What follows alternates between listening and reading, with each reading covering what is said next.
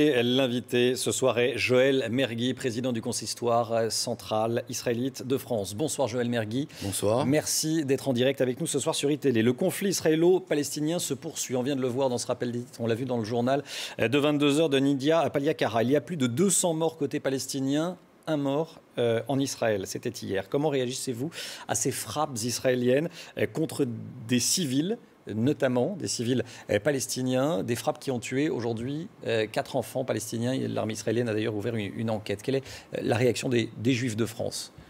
La réaction des Juifs de France, d'abord, aucun Juif ne peut être satisfait quand il y a des enfants qui meurent. Mais par ailleurs, il faut rappeler quand même le contexte, puisque c'est le Hamas, organisation terroriste, qui prend en otage les Gazaouis et la population palestinienne en s'attaquant aux Israéliens, en envoyant des roquettes en Israël, et les Israéliens détruisent des cibles qui sont la destruction justement des lieux d'où partent les roquettes. Et ce n'est pas la responsabilité d'Israël si les Israéliens protègent leur population avec des armes et que les Palestiniens, les Gazaouis et le Hamas protègent leurs armes avec les populations palestiniennes. Est-ce que vous pouvez comprendre que la disproportion des moyens engagés puisse choquer en France? Des avions de chasse contre des roquettes plus ou moins artisanales. Est-ce qu'on accepterait en France que dans les villes de Toulouse, de Marseille, de Lyon, de Paris, il y ait des roquettes qui tombent et que la population doive se terrer en permanence? Quelle serait la réaction de la France? La France est allée au Mali pour se battre contre des terroristes, pour en finir avec des terroristes. Ce sont des terroristes. Les Israéliens ne sont pas en guerre contre des Palestiniens, en l'occurrence. Ils sont en train de mettre fin à un mouvement terroriste qui est en train de terroriser la population palestinienne. Faudrait-il que demain, les Israéliens mettent en défaillance tout leur système pour qu'il y ait davantage de morts, pour que ce soit équilibré? Je vous laisse poser cette question. François Hollande et les autorités françaises disent qu'il ne faut pas importer ce conflit en France. Est-ce que ce n'est pas déjà le cas? On a vu dimanche dernier une manifestation, notamment à Paris, qui a dégénéré. Je n'aime pas le mot importer. Je pense que le conflit est instrumentalisé par les pro-palestiniens, comme un certain nombre de personnes. Qui sont les pro-palestiniens dont vous parlez?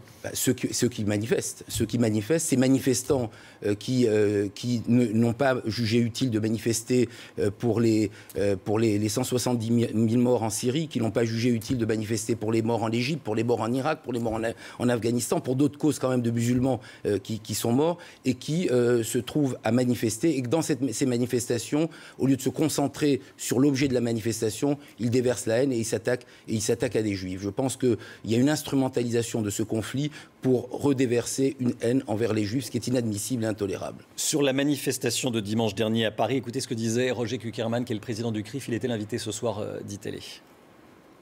En face d'une vague d'actions antisémites qui sont un fait complètement nouveau, qu'on n'a jamais connu en France de cette manière-là, et qui est une extension du conflit israélo-palestinien qui n'a aucune raison d'être. On n'a pas à accuser les Juifs de France. Et on a entendu des cris, non pas contre les Israéliens, mais mort aux Juifs. C'était un peu le Kristallnacht. Et on a échappé de peu à un véritable pogrom. Roger Kuckerman a prononcé ce mot de pogrom. Il a fait allusion aux attaques de synagogues et de commerces tenus par des Juifs en Allemagne en 1938. Est-ce que vous partagez ce constat? Écoutez, on défend la même communauté, on défend les mêmes valeurs. Ce sont des mots extrêmement forts. Ce sont des mots extrêmement forts.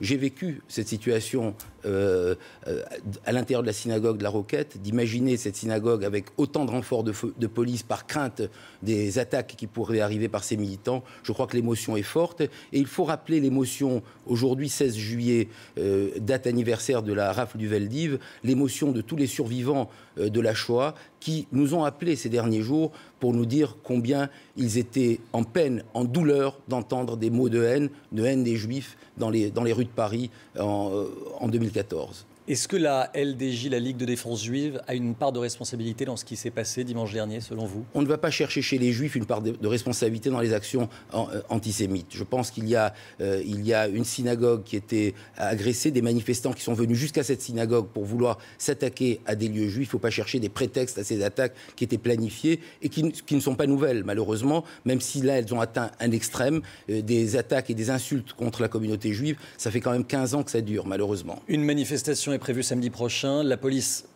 semble vouloir l'interdire. Manifestation pro-palestinienne, est-ce qu'il faut l'interdire? Vous réclamez cette interdiction? Je pense que toute manifestation, et ça a été les propos du ministre de l'Intérieur, qui risquerait de porter à nouveau atteinte à l'ordre civil et qui risquerait de voir dans les rues de Paris à nouveau des déversoirs de haine antisémite et anti-juive, qui détournerait la manifestation de son objet initial, doit être interdite. Maintenant, il ne m'appartient pas de décider à la place des forces publiques quel est le degré de risque, mais si les manifestants sont les mêmes qu'il y a une semaine, je crois qu'il appartient à l'État de prendre ses responsabilités. Une dernière question et une réponse extrêmement courte, s'il vous plaît. Est-ce que des membres de la communauté juive vous font part de leur peur, une peur physique en ce moment en France? Quotidiennement et depuis quelques jours davantage, mais nous ne renoncerons pas à notre fierté d'être juifs.